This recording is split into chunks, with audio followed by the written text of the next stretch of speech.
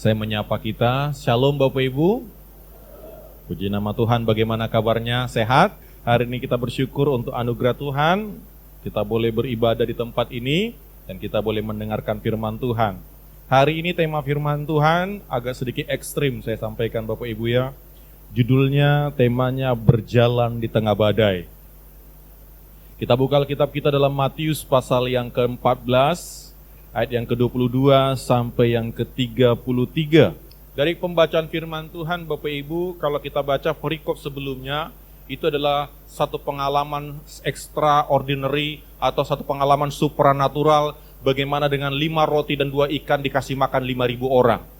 Matematikanya nggak nyambung. Dan murid-murid menjadi bagian dari mujizat itu. Murid-murid menyaksikan bagaimana mereka terpesona melihat 5.000 orang bisa menikmati makan dan masih sisa lagi. Berapa Bapak Ibu sisanya? 12 bakul. Ya, artinya Bapak Ibu orang yang bekerja untuk Tuhan, Tuhan perhitungkan jeripayanya. Amin. Ya, tapi nggak di awal. Seringkali beberapa orang Bapak Ibu kalau perhobas disimpannya dulu untuk dia. Ini enggak. Sisa dulu 12 bakul baru mereka dibagi-bagi Bapak Ibu. Mereka baru mengalami peristiwa supranatural, mujizat yang luar biasa. Dan saya yakin orang kalau lagi ngalami mujizat, ngalami sesuatu yang luar biasa, rasa capek itu seolah-olah nggak ada Bapak Ibu. Bayangkan Bapak Ibu 12 orang melayani 5.000 orang. Bapak Ibu pasti itu sangat lelah, sangat melelahkan Bapak Ibu. Saya yakin capek sekali mereka, butuh beberapa jam untuk sampai semua dapat. Dan ketika mereka berteriak, sudah dapat semua. Bayangkan Bapak Ibu tidak ada pengeras suara di sana.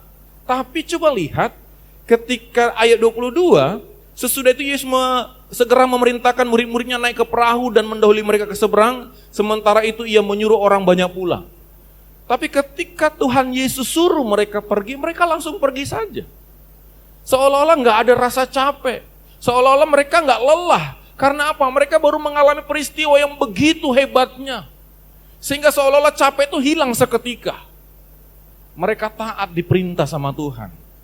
Karena mereka baru mengalami satu sukacita yang besar. Orang kalau lagi senang, orang kalau hatinya berbunga-bunga, nggak ada rasa lelah di situ. Disuruh kemana aja jadi, gitu Bapak Ibu ya. Tapi kalau sudah gagal, capek, itu disuruh ngapa-ngapain pasti nggak seru gitu. Itu bedanya Bapak Ibu. Dan kita lihat di sini sesudah Yesus memerintahkan mereka, mereka pergi saja. Padahal Yesus nggak ikut loh. Tetapi apa yang terjadi Bapak Ibu? Perahu murid-muridnya sudah beberapa mil jauhnya dari pantai dan diombang-ambingkan gelombang karena angin sakal. Bapak Ibu kita lihat kebenaran firman Tuhan ini. Di dalam perjalanan mereka sudah melakukan apa yang Tuhan Yesus perintahkan. Mereka belajar taat. Tapi apa yang terjadi? Di tengah laut ada goncangan, ada badai. Apa pengalaman, apa kebenaran firman Tuhan yang bisa kita tangkap dari kisah ini? Ketika taat kita melakukan firman Tuhan, bukan berarti perjalanan kita mulus. Ketika kita taat melakukan perintah Tuhan, bukan berarti semua jadi dipermudah, enggak. Coba lihat mereka taat loh disuruh Tuhan pergi. Mereka semangat pergi dan tiba-tiba tanpa ada pemberitahuan, tanpa ada himbauan, tiba-tiba ada goncangan yang menggoncang perahu mereka. Tiba-tiba terjadi badai dalam perjalanan mereka. Ada peristiwa yang spontan terjadi yang mereka tiba-tiba syok dengan kejadian itu. Kalau kita baca ayat ini jam 3 subuh baru Yesus muncul. Artinya ada pergumulan yang begitu panjang di tengah laut. Bagi orang Yahudi laut adalah momok yang menakutkan apalagi di malam hari. Bukan berarti ketika kita sudah taat, kita bebas dari pergumulan hidup. Kita bebas dari masalah. Kita bebas dari penderitaan. Enggak. Tuhan tidak menggaransi itu. Dan kita akan melihat nanti. Mereka mengalami goncangan di tengah kegelapan. Tidak ada pertolongan, Yesus nggak ada di sana. Kadang kita mengalami hempasan dalam kehidupan kita yang membuat kita panik dan ketakutan. Ini peristiwanya Bapak Ibu. Dan saya tidak ingin mendramatisir kejadian ini. Tapi kalau saya pun ada di posisi perahu itu, Mungkin saya hampir sama kisahnya dengan murid-murid yang ketakutan di sana. Dan saya ingin membawa kita ke dalam kisahnya Petrus. Petrus ini menjadi murid yang selalu model dalam kegagalan, model dalam keberhasilan. Dan hari ini kita boleh melihat bagaimana kualitas iman Petrus, bagaimana dia mampu berjalan di tengah badai di dalam apa yang sedang terjadi. Petrus berjalan di tengah badai. Kalau kita melihat Bapak Ibu, kira-kira jam 3 malam datanglah Yesus kepada mereka berjalan di atas air. Ketika murid-muridnya melihat dia berjalan di atas air, mereka terkejut dan berseru, itu hantu. Lalu berteriak-teriak karena takut. Bayangkan Bapak Ibu, mereka lagi digoncang, ombak begitu besar, tiba-tiba muncul sesosok pribadi yang gak menyentuh tanah. Dengan kondisi yang panik, mereka tidak akan pernah bisa berpikir jernih untuk melihat apa yang terjadi itu. Dan mereka berkata, itu hantu. Mungkin kita bisa menghakimi mereka, loh kok mereka gak kenal Yesus? Tapi kalau kita pun di posisi kepanikan, ketakutan yang seperti itu, mungkin kita sama juga mengatakan itu hantu. Karena mereka lagi panik, mereka lagi bergumul, mereka lagi mengalami tantangan yang luar biasa. Dan kalau kita lihat firman Tuhan ini Bapak Ibu, tetapi segera Yesus berkata kepada mereka, tenanglah, aku ini, jangan takut.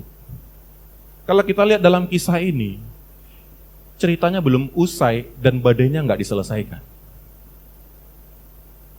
Lalu Petrus berseru dan menjawab dia, Tuhan, apabila engkau itu, suruhlah aku datang kepadamu berjalan di atas air. Kata Yesus, datanglah, maka Petrus pun turun dari perahu dan berjalan di atas air, mendapatkan Yesus. Di dalam kondisi badai yang mereka alami. Mungkin sebagian orang ketika mengalami badai, menjauh dari Tuhan. Ketika mengalami badai, mulai menyalahkan sekeliling. Ketika mengalami badai, mulai menutup diri, kepahitan, kecewa, marah dengan kehidupan. Tetapi dalam kondisi ini, dalam peristiwa ini, kita belajar beberapa hal. Petrus, dia mengambil langkah iman untuk berkata, kalau itu engkau Tuhan, suruh aku berjalan di atas air. Saya ingin menyampaikan kepada kita pelajaran penting dari kisah ini Bapak Ibu. Pelajaran pentingnya, jangan pernah alihkan perhatian kita dari Yesus. Ketika badai datang, ketika badai menerpa kehidupan kita, jangan sampai kita teralihkan perhatian kita dari Yesus.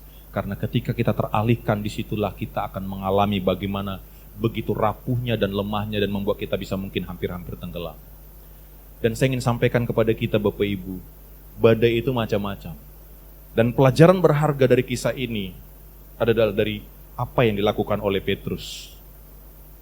Jika itu engkau Tuhan, suruhlah aku berjalan di atas air. Dan Alkitab mencatat, datanglah Yesus yang mengajak. Bapak Ibu, mari di dalam perjalanan iman kita, mari mata kita tertuju kepada Tuhan Yesus. Amin. Amin.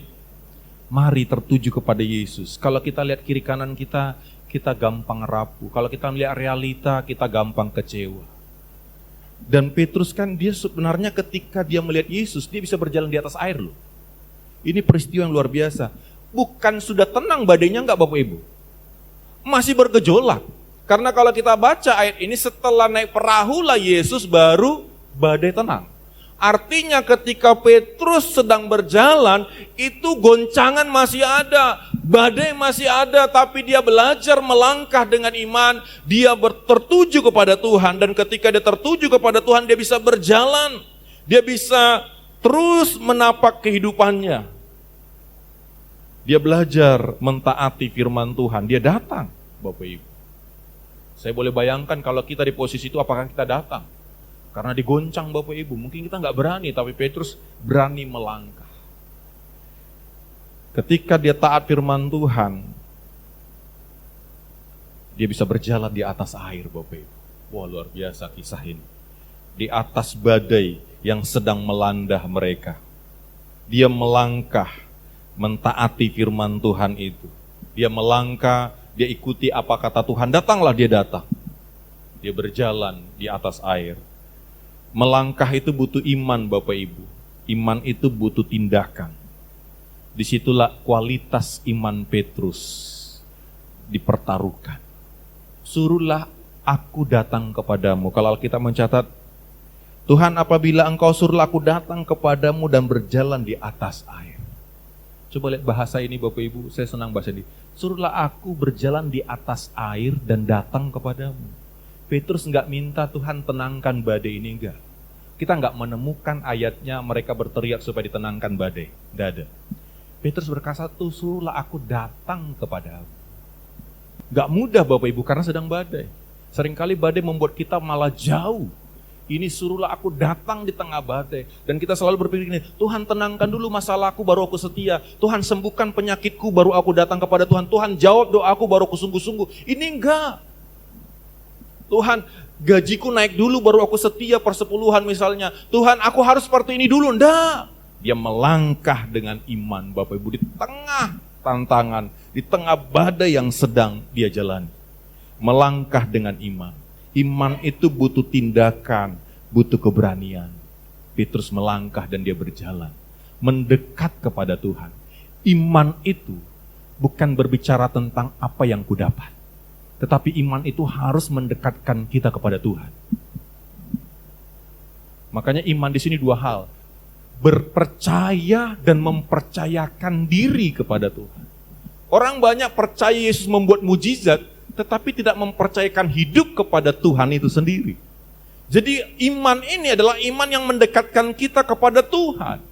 Iman yang membawa kita dekat kepada Tuhan. Bukan iman yang membawa Tuhan dekat kepada kita, membawa berkat dekat kepada kita, enggak. Tetapi iman yang mendekatkan kita dengan Tuhan. Dia melangkah dengan iman. Tapi kalau kita baca selanjutnya Bapak Ibu, tetapi ketika dirasanya tiupan angin, takutlah ia dan mulai tenggelam.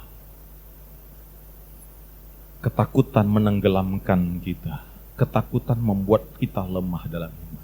Seringkali kita juga mengalami hal sama seperti Petrus. Ketika kita mulai melangkah, udahlah yuk aku mau belajar setia sama Tuhan. Aku mau belajar dekat sama Tuhan. Aku mau melayani Tuhan. Tiba-tiba kita disuguhkan dengan realita. Lihat lo keluargamu. Lihat lo suamimu.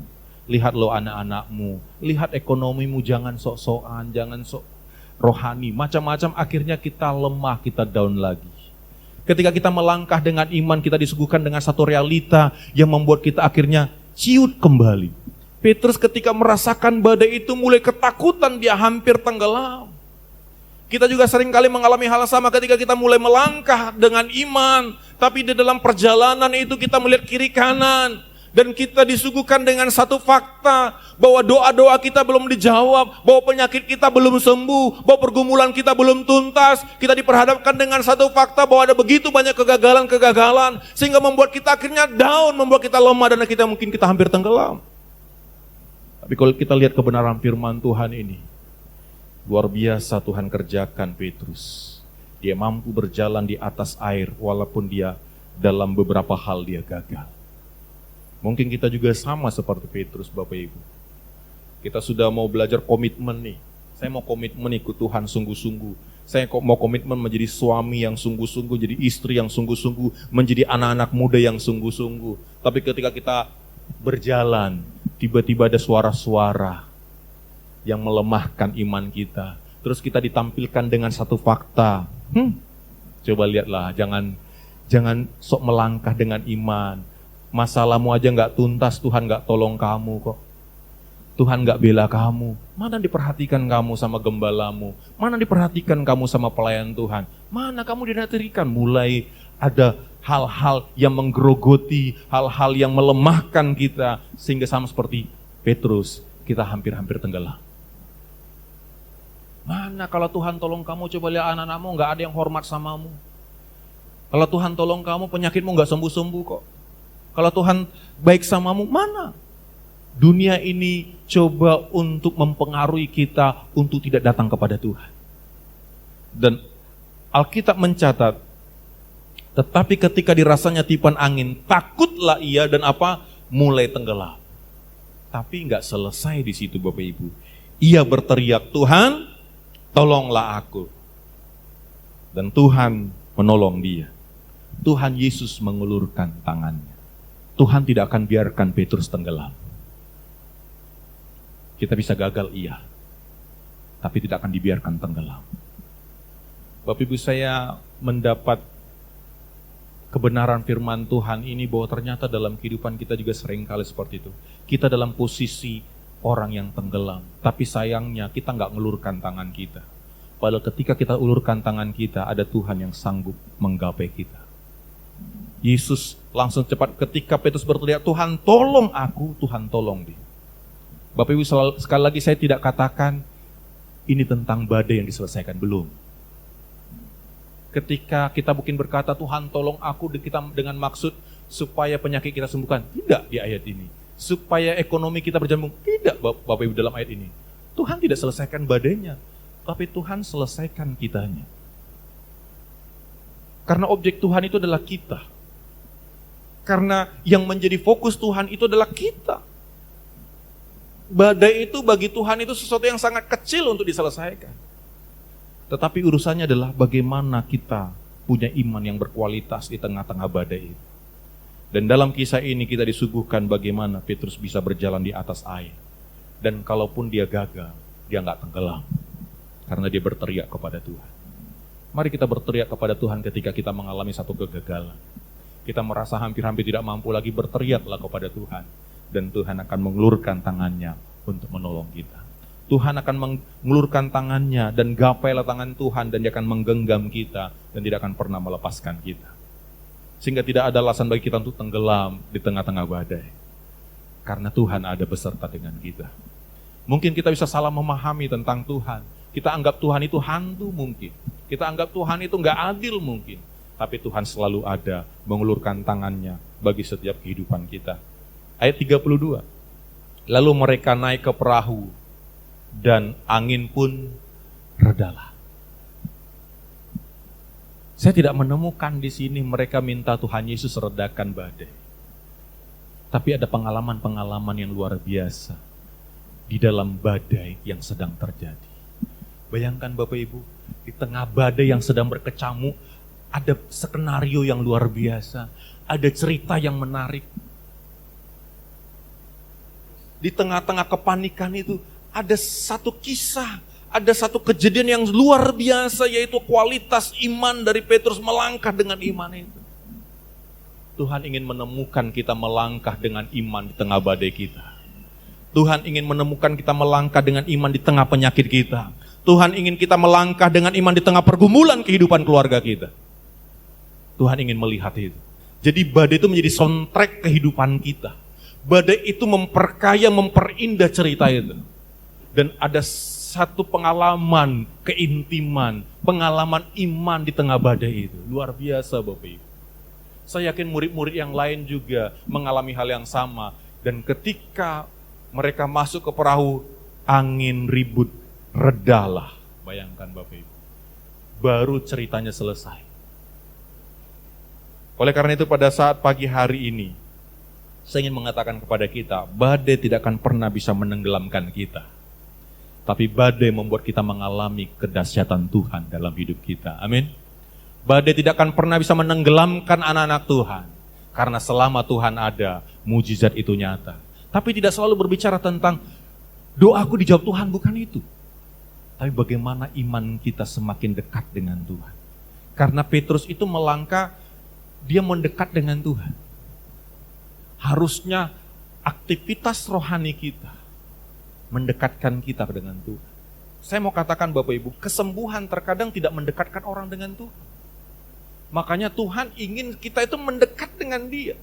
Sehingga kalau kita mendekat dengan Dia, bagi Tuhan itu penyakit itu sesuatu yang biasa, yang bisa Dia kerjakan. Tapi orientasinya, fokusnya adalah apa yang terjadi itu harusnya membawa kita dekat dengan Tuhan. Oleh karena itu hari ini yuk kita melangkah di tengah badai yang sedang kita alami. Mungkin kita hari ini ada terbatas dalam banyak hal. Terbatas secara ekonomi, secara kesehatan, keluarga. Tapi marilah kita terus melangkah di dalamnya. Melangkahlah di tengah-tengah tekanan itu. Melangkahlah di tengah-tengah pergumulan itu, dekatlah kepada Tuhan. Ya, carilah Tuhan. Ibadahlah, walaupun kita punya keterbatasan. Aduh, saya terbatas, saya nggak mampu ke gereja. Ada beberapa jemaat bukan dengan segala penderitaannya, tapi mereka mau antusias ke gereja. Mungkin ketika dia antusias, Bapak Ibu pasti ada bisikan-bisikan. Cobalah lihat hidupmu. Mana buktinya Tuhan itu baik? Coba lihat pergumulanmu nggak tuntas. Tapi ketika kita melangkah dengan iman, kita akan mengalami kedahsyatan daripada Tuhan. Kita akan mengalami banyak hal Tuhan kerjakan. Orientasinya jangan Tuhan selesaikan badaiku, bukan. Kita melangkah dengan iman. Kalau untuk menyelesaikan badai bagi Tuhan terlalu kecil. Tapi apakah badai itu membuat kita mengenal Tuhan? Badai itu membuat kita dekat dengan Tuhan. Jangan sampai badai itu malah menjauhkan kita dari Tuhan. Jangan sampai tekanan itu menjauhkan kita dari Tuhan. Kita belajar dari Petrus. Boleh gagal? Ya, kita gagal kok. Petrus saja gagal. Siapa kita?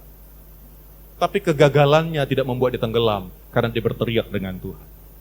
Ketika kita berteriak juga dengan Tuhan, saya yakin dia akan mengulurkan tangannya bagi kita. Oleh karena itu pagi hari ini, yuk bersama-sama. Maukah kita berjalan di tengah badai yang sering kita alami hari-hari ini? Maukah kita tetap setia melangkah dengan iman, walaupun semuanya belum berjalan dengan baik? Maukah kita berkata, Tuhan, aku ingin melayani Engkau walaupun masih banyak yang belum beres, masih banyak yang belum tuntas. Kita pun masih punya pergumulan, kita pun masih punya karakter yang gak baik kok.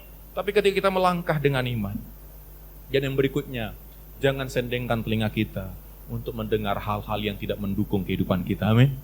Terkadang kita butuh namanya kacamata kuda. Kuda kacamata di samping dibuat. Tujuannya apa? Supaya dia tidak terpengaruh oleh keadaan kiri kanan. Lama kita ada di dunia, kita akan mengalami badai-badai kehidupan.